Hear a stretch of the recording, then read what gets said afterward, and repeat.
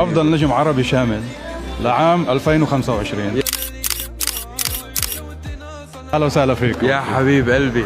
رسمت خط موسيقي مميز، بصمتك واضحة فيه، أثبت نجاحك ببصمتك أنت، حصدت كمية جوائز كتير كبيرة ما شاء الله هالسنتين، وهالشي خليك تكون ملهم لكتير من الشباب.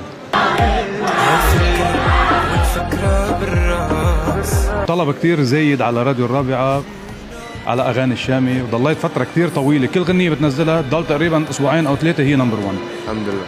فنحن حبينا نكرمك على راديو الرابعة بأفضل نجم عربي شامل لعام 2025. يا حبيب قلبي. هيك بنكون نحن كأول راديو بالشرق الأوسط بكرم الشامي. بكرم الشامي، ويعني أهم راديو بالشرق الأوسط إن شاء الله، وأول راديو بالشرق الأوسط بكرم الشامي. شكرا كتير. أنا بالنسبة لي زيارتكم واهتمامكم وحقيقتكم كراديو مواكب كل الأحداث هو هذا التكريم الحقيقي لأي فنان.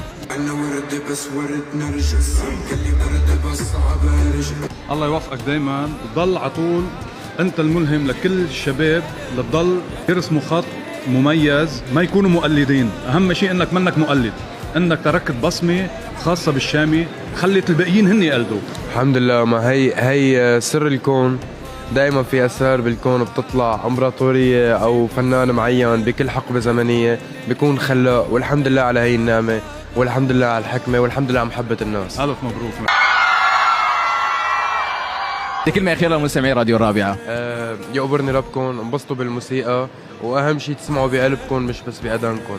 حب كبير.